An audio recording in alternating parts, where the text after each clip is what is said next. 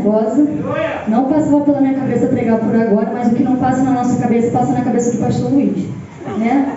Amém. Eu vou ler em Hebreus 11.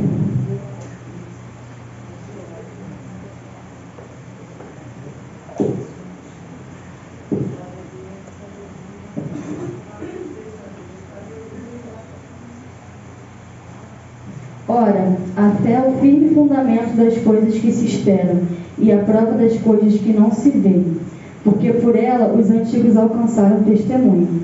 Pela fé, entendemos que os mundos, pela palavra de Deus, foram criados de maneira que aquilo que se vê não foi feito do que é aperante.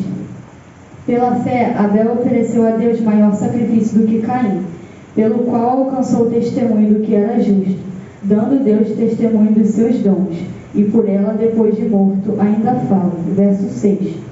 Ora, sem fé é impossível agradar a Deus, porque é necessário que aquele que se aproxima de Deus creia que Ele existe e que é galardoador dos que buscam. Pela fé, Noé foi divinamente avisado das coisas que ainda não se viam. Temeu e, para a salvação da sua família, preparou a arca, pelo qual condenou o mundo e foi feito herdeiro da justiça, que é segundo a fé. Pela fé, Abraão, sendo chamado, obedeceu, indo para um lugar que havia de receber por herança, e saiu sem saber para onde ia. Pela fé, habitou na terra da promessa, como em terra alheia, morando em cabanas com Isaque e Jacó, herdeiros com ele da mesma promessa, porque esperava a cidade que tem fundamentos, da qual o artífice e construtor é Deus. Pela fé também a mesma Sara recebeu a virtude de conceber e deu à luz já fora de idade, porquanto teve por fiel aquele que lhe tinha prometido. Oremos. Senhor Deus, Pai do Espírito Santo, Senhor, me coloco diante da Tua presença, Senhor, pedindo que o Senhor me abençoe, Senhor, que eu venha pregar aquilo que o Senhor quer falar e não aquilo que eu quero falar, Senhor. Toca cada coração nessa noite, Senhor, perdoa os nossos pecados, porque somos falhos e pecadores, Senhor. É o que eu te peço e te agradeço. Amém. Em Hebreus 11 diz sobre o que é fé. E no verso 1 diz que a fé é o firme fundamento das coisas que se esperam e a prova das coisas que não se veem. E ao longo desse capítulo, a gente vai ver vários testemunhos que os antigos dão para a gente até hoje. E um deles foi o testemunho de Abel, que Abel ofereceu um maior sacrifício do que Caim. Abel, ele teve fé. O Senhor pediu para que os dois oferecessem um sacrifício para Deus. Abel, ele era pastor de ovelhas e Caim, ele ficou com os frutos, né? E Abel, ele teve fé em Deus, ele teve obediência em Deus, ele temia Deus, e ele pegou uma de suas melhores ovelhas e sacrificou para Deus. Já Caim, ele não tinha fé, ele não obedeceu a Deus e não deu dos seus melhores frutos. E ele não agradou a Deus porque ele não teve fé.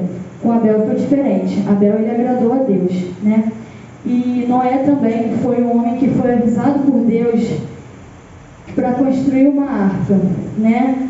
Porque o Senhor disse que enviaria um dilúvio na terra, a qual mataria todos. Em Gênesis 6, verso 5, eu vou abrir aqui rapidinho, explica melhor sobre o que Deus fez.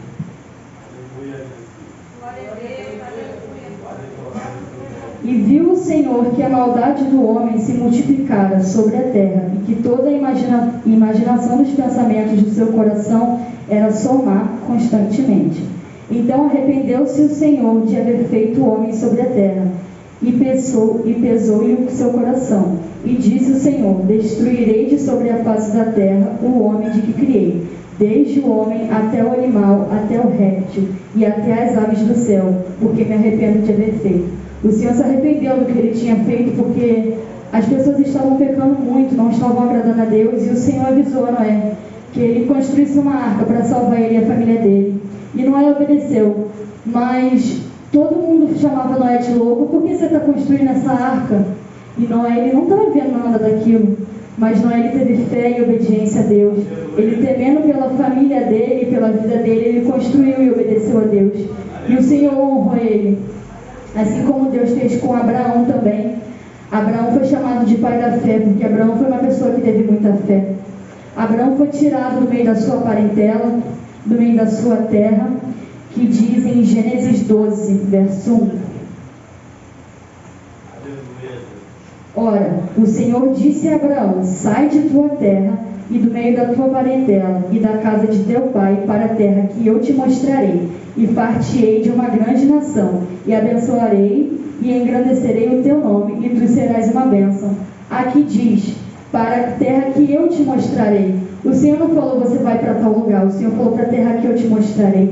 Imagina ele sair de um lugar, sair da parentela, da casa do teu pai, largar tudo para ir para um lugar, nem ele sabia para onde era, mas o Senhor ia guiar ele.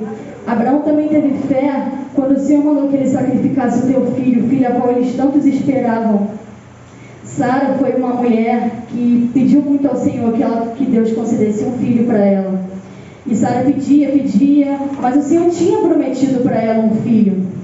E o Senhor virou para Abraão depois que ela teve, que ela tinha concedido depois de velha. Sara já não podia mais engravidar por causa da sua idade. Diz em Gênesis 17, que o Senhor prometeu para ela um filho. 17 versos 16. Porque eu hei de abençoar e hei de te dar a ti e dela um filho, e abençoarei, e ela será mãe das nações, e rei dos povos sairão dela. Deus prometeu a ela um filho, e mesmo depois de muito velha, Sara já não podia mais engravidar. Mas como o Senhor prometeu, o Senhor ele cumpre. E é assim na nossa vida também. Se o Senhor te prometeu, o Senhor vai cumprir na sua vida. Pode estar demorando, pode você achar que não vai mais acontecer, mas se veio da boca do Senhor que Ele te prometeu, Ele vai cumprir na sua vida. Você pode falar assim, mas já me prometeu um emprego há tanto tempo, já me prometeu um carro, já me prometeu isso e aquilo e ainda não chegou, eu não acredito mais. Tenha fé que vai chegar, porque o Senhor não é homem para mentir. O que Ele promete, Ele cumpre. E o Senhor falou para Abraão, que está em Gênesis 22. Eu vou ler ele todo, rapidinho. E aconteceu depois dessas coisas que tentou Deus a Abraão e disse-lhe, Abraão, e ele disse, eis-me aqui. E disse, toma agora o teu filho, o teu único filho, Isaque, a quem amas, e vai até a terra de Moriá, e oferece-o ali em holocausto sobre uma das montanhas que eu te direi. Então se levantou Abraão pela manhã de madrugada, abargoou o seu jumento e tomou consigo 2 de seus moços, e Isaque, seu filho, e fendeu-lhe lenha para o holocausto, e levantou-se e foi ao lugar que Deus lhe dissera. Ao terceiro dia levantou Abraão os seus olhos e viu o lugar de longe. E disse Abraão aos seus moços, ficai-vos aqui com o jumento, e eu e o moço iremos até ali. E havendo adorado, tornaremos a vós. E tomou Abraão a lenha do holocausto, e pô-la sobre Isaque, seu filho, e ele tomou o fogo e o cutelo na sua mão. E foram ambos juntos. Então falou Isaque a Abraão seu pai, e disse, meu pai, e disse, eis-me aqui, meu filho. E ele disse, eis aqui o fogo e a lenha, mas aonde está o cordeiro para o holocausto?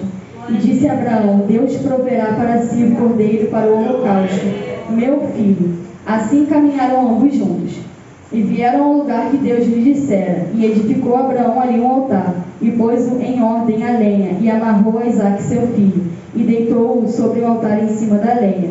E estendeu Abraão a sua mão e tomou o cutelo para imolar o seu filho. Mas o anjo do Senhor lhe abradou desde os céus e disse, Abraão, Abraão, e ele disse, eis-me aqui. Então disse, não estenda a tua mão sobre o moço, e não lhe faças nada, porquanto agora sei que temes a Deus, e não me negastes o teu filho, o teu único filho. Então levantou Abraão os seus olhos e olhou, e eis um carneiro detrás dele, travadas pelas suas pontas no mato. E foi Abraão e tomou o carneiro e ofereceu-o em holocausto no lugar do seu filho. Aqui mostra que Abraão, mesmo com seu único filho, aqui no verso ainda reforça, teu filho, teu único filho, o único filho de Abraão, de Sara, qual eles tanto buscavam por tanto tempo. Eles pediram a Deus, eles tiveram fé, e o Senhor prometendo, o Senhor cumpriu. E aqui diz, no verso 12, então disse, não estenda a tua mão sobre o moço e não lhe faças nada, porquanto agora sei que temes a Deus, e não me negaste o teu filho, o teu único filho. Aqui diz que Abraão teve fé, que ele temeu a Deus, que ele obedeceu a Deus, e conosco não deve ser diferente, porque se o Senhor vira para você e diz, faça isso, não negue nada ao Senhor, porque o Senhor, Ele sabe de todas as coisas. Às vezes a gente pode não entender os planos de Deus, mas os planos e os pensamentos de Deus são bem maiores que os nossos. Às vezes a gente louva aqui direto os planos de Deus. Quem vai impedir? Quem impedirá os planos de Deus? Ninguém impede os planos de Deus. Bota Deus em primeiro lugar na tua vida, na tua família, na tua congregação, na tua casa. Em tudo que você fizer, coloca Deus em primeiro lugar. Tenha fé. A fé é o firme fundamento das coisas que se esperam e a prova das coisas que não se veem. Ou seja, a gente acredita, mas a gente não vê. Mas se a gente acredita naquilo e a gente, mesmo a gente não vendo, aquilo acontece. Aleluia. Mas também devemos buscar, orar, ler a palavra. Assim como diz em Romanos 10,